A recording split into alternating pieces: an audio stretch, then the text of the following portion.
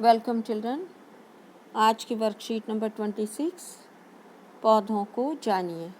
आज हम अलग अलग प्रकार के पौधों के बारे में पढ़ेंगे।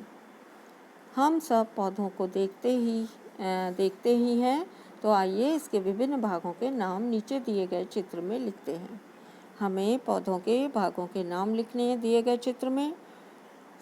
बच्चों, हम सभी को पौधों के भाग पता होते हैं। तो इस चित्र में देखिए, नंबर 1, ये वाला भाग आपका क्या है? फूल। नंबर 2, ये भाग आपका क्या है? तना। नंबर 3, ये जो फलियां जैसी लगी हुई हैं, इन्हें हम किस रूप में जानते हैं? पौधे का फल। तो ये फल लिखेंगे। ये क्या है? पत्ती। तो इसे हम पत्ती लिखेंगे। और लास्ट में नीचे क्या बनी हुई हैं? जो मिट्टी के नीचे होती हैं बच्चों, इन्हें हम जड़ कहते हैं। तो यहाँ पर हम क्या लिख देंगे? जड़। ये पौधे के मुख्य भाग हैं। अब हम विभिन्न प्रकार के पौधों के बारे में जानकारी प्राप्त करेंगे। हम अपने आसपास के पौधों को ध्यान से हमें अपने आसपास के पौधों को ध्यान से देखना है। कुछ पौधे तो हमारे घरों में गमलों में भी लगे होते हैं। हम अपने अपने घरों में क्या करते हैं बच्चों? गमलों में पौधे लगाते हैं। इन पौधों के तने और शाखाओं को अगर हम ध्यानपूर्वक देखें तो हमें इनमें कुछ अंतर नज़र आएंगे। हमने पौधों को तने के आधार पर और शाखाओं के आधार पर कितने वर्गों में बांटा है? 3। सबसे पहला शाख। शाख कौन से पौधे होते हैं बच्चों? शाख पौधे हम उन पौधों को कहते हैं जिनके तने छोटे होते हैं, अर्थात पौधे लंबाई में छोटे होते हैं, तने हरे रंग के होते हैं और कोमल होते हैं। तो ऐसे पौधों को हम क्या कहते हैं बच्चों? ऐसे पौधों को हम शाक या हर्ब कहते हैं। एग्जाम्पल कौन से हैं? उदाहरण धनिया, टमाटर, और भी आप अनेक एग्जाम्पल लिख सकते हैं जिनके तने हरे होते हैं, पौधों की लंबाई छोटी होती है और तने कोमल होते हैं। इसके बाद दूसरा नंबर कौन सा है? झाड़ी। झाड़ी कौन से पौधे होते हैं? कुछ पौधों के तने कठोर होते हैं लेकिन मोटे नहीं होते।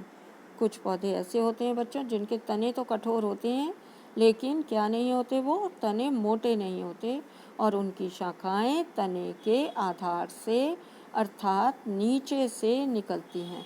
तने के आधार से अर्थात जहाँ से तना शुरू होता है वहाँ से अनेक शाखाएं निकलने लगती हैं। ऐसे पौधों को हम क्या कहते हैं? झाड़ी। ऐसे पौधों को हम झाड़ी कहते हैं। झाड़ी के उदाहरण कौन कौन से हैं? तुलसी एक झाड़ी है, नींबू भी झाड़ी है, इसके अलावा गुड़हल और गुलाब, ये भी कौन से पौधे हैं बच्चों? झाड़ी। इसके अलावा आप किस तरह के पौधे देखते हैं अपने आसपास में? पेड़, जिन्हें हम ट्री कहते हैं। पेड़ का तना जो है वो कठोर और मोटा होता है। कैसे रंग का होता है? ये भूरे रंग का होता है, कठोर होता है और मोटा तना होता है। शाखाएं कहाँ से निकलती हैं इसमें? शाखाएं तने के ऊपर से निकलती हैं। तो ऐसे पौधों को हम क्या कहते हैं?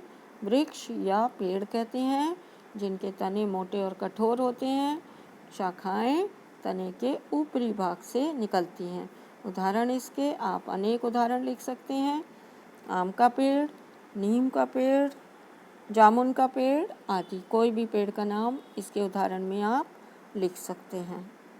अब हम अभ्यास देख लेते हैं, क्वेश्चन आंसर डिस्कस करेंगे। नीचे दिए गए पौधों को शाख, झाड़ी और पेड़ के समूह में विभाजित करें।